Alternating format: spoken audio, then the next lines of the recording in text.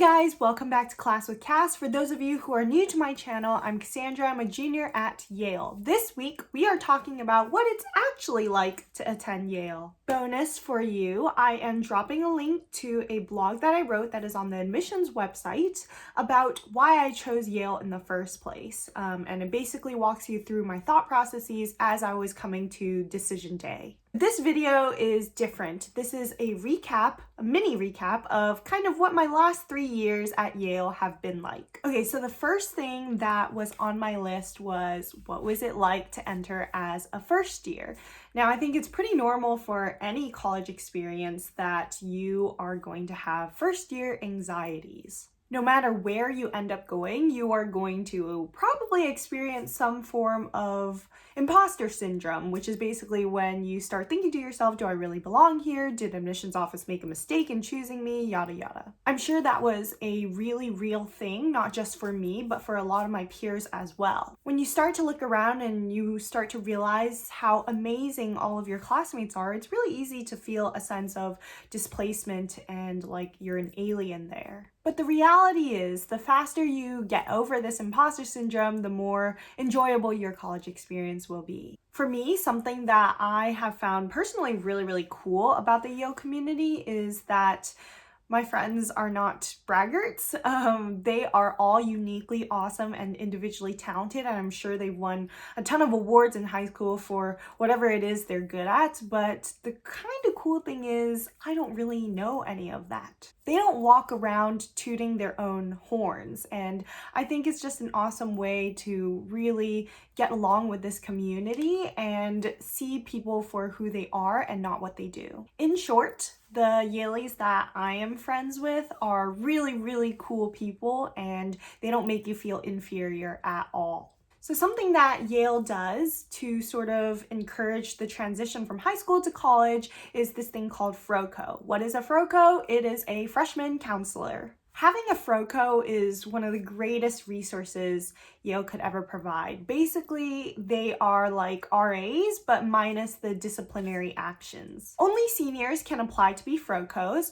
A froco usually has a group of about maybe less than 14 first years. The froco normally lives with the freshmen in somewhat of their vicinity. So in my froco, instead of living at the residential college, which is where all the upperclassmen live with us on Old Campus, which is where the majority of the first years live. Their role is more of an older brother or sister to guide you through a difficult process rather than someone who like knocks on your door when you're partying too loud. Although that does happen, but you don't really get in trouble for it. Every night during your first few days at Yale, you will meet with your froco group just to sort of check in to see how everyone is doing. Your froco will go over the many resources that Yale has and help you navigate the space. Frocos will typically get together and plan a lot of fun socials for first years, including making pancakes at midnight, fun things like that. I had an amazing froco, shout out to Harper. She was so kind and caring. She always made us care packages, invited us into her suite, made hot chocolate for us. Yeah, honestly, just the best froco ever. Housing when you enter Yale is pretty much random. There are 14 different residential colleges. They don't have like personalities, like one is not smarter than the other or one is more artsier than the other. They're just pretty much like randomized. So I mentioned earlier that you are put into suites. Now, what exactly is a suite? Suite life?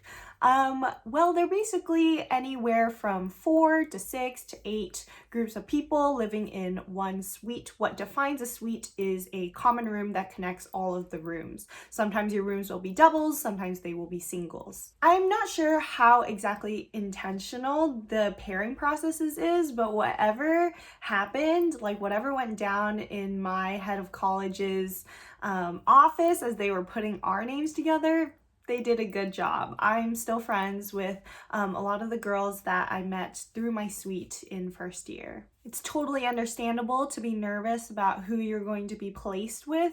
Chances are you're likely to get a double. But honestly, I would say don't worry so much about it. As long as you're pretty clear about your living preferences on that housing form, you'll be fine. They did a great job pairing me with one of my closest friends now at Yale, Catherine. She was my first year roommate, and we also lived together for my second year. This year I was gone study abroad, so I was just randomly placed into a single when I came back, but next year we will be living together in a suite for senior year, which is really, really sweet. Ha! Ha! Something that was sort of unique to my suite mate experience is that I was randomly placed on the 5th floor of Old Campus, one of the buildings in Old Campus, and it's called Old Campus because it is the oldest part of campus, thus no elevators, and yeah, every day was pretty much a workout to get to my room. The perks of that was I had an amazing view. I'd look out my window and see the bustling Old Campus and have a direct view of the Harkness bells, which every day at a certain hour they play a different tune on those bells. Okay, so what were my classes like in the first year? So my first year experience is a little bit different than everyone else's on this academic level as well. When I got into Yale, I was also extended a spot in their program called Directed Studies. Basically, what it is that 3 out of however many classes you're taking in your first semester and second semester of college are predetermined for you. They are literature, philosophy, and history. The goal collectively of these 3 classes is to cover the entirety of the Western canon, which, yes, I already know is already very problematic in that framework, but they try their best with their syllabus and they try to expand what can be considered the Western canon. So you basically move through the canon chronologically. You start at the very, very beginning and you move all the way up to modern day thinkers. What was really attractive to me about this program is that I would have the chance to read, these big names and great thinkers and philosophers that come up in your schoolwork all the time, but maybe never have had the chance to read before. Or maybe you did, but I didn't, at least. This program really forced me to think critically and really sharpen up my writing and reading skills. Like, we had to tear through so many pages a week of material, and also like writing an essay every week. Like, that was the one thing that was constantly on your mind, is like, what am I going to write this paper about? It has to be turned in by Friday morning, so Thursday night, the DS kids are staying up super late. So overall, no regrets on DS. Okay, moving on to something a little more fun is extracurriculars. Something about Yale extracurriculars, which I wish I had known before coming in, is that a lot of them, because space is just like limited or capped, you do have to sort of apply if you want to get into it. For example, it was more specific to me because I was interested in a lot of performance-oriented groups.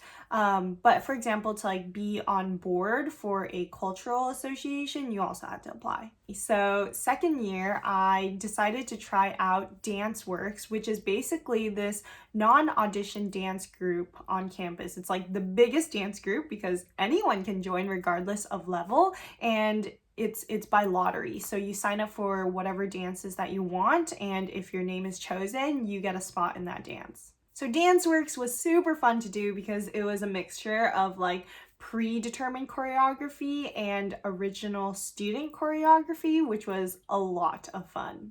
Another thing that I was able to join my sophomore year in the fall was this brand new group called Movement, and it is Yale's only and premier K-pop dance group. And that just goes to show you that it's really easy to start a new organization or club at Yale. There are plenty of resources and mentors to walk you through that process, but at the end of the day, it's super simple, plus you get funding from the school. So Movement has just been like a huge joy in my life because I'm just living out my dreams of being a K-pop star. And here are some of the dances that I was in sophomore year, plus if I can find any rehearsal footage from this past semester, which unfortunately we didn't get to perform, but here it is.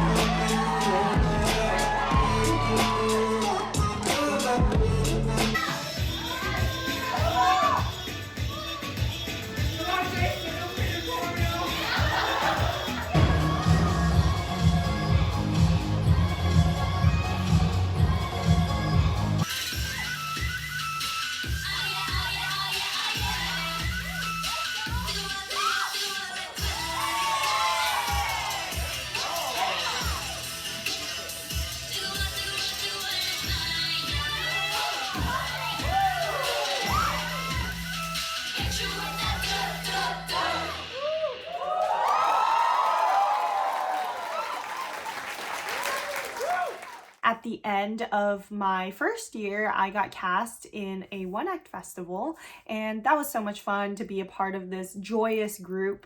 We got to play 3 different characters in 3 different one-acts, all student-written, student-directed, amazing, amazing original work. I was inspired to put on a one-act festival of my own work.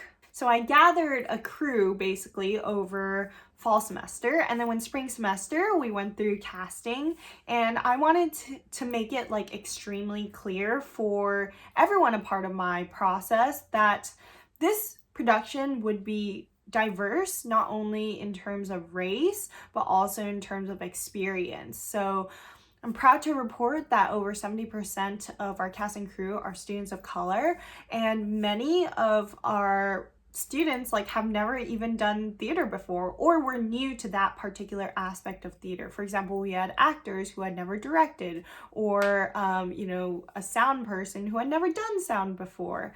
And so just to see that sort of cross-disciplinary action and learning inside my production, that was really cool to be there and facilitate.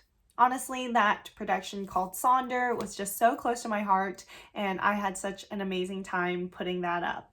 Oh, how was I able to put that up? Well, Yale has a lot of resources for that. One of the main ways that anybody can put up a piece of work, whether it is like a slam poetry event, publish a lit mag, a dance show, a theater show, whatever type of show, a comedy show, whatever it is, Yale will give you funding for that. And you don't have to be a theater or English or performance major to get this funding. I'll also tell you about the theater that I was involved in this past semester. Even though a lot of these projects didn't come to fruition, it was still really fulfilling to be a part of the process. Theater is the process. It's about the journey, not the destination.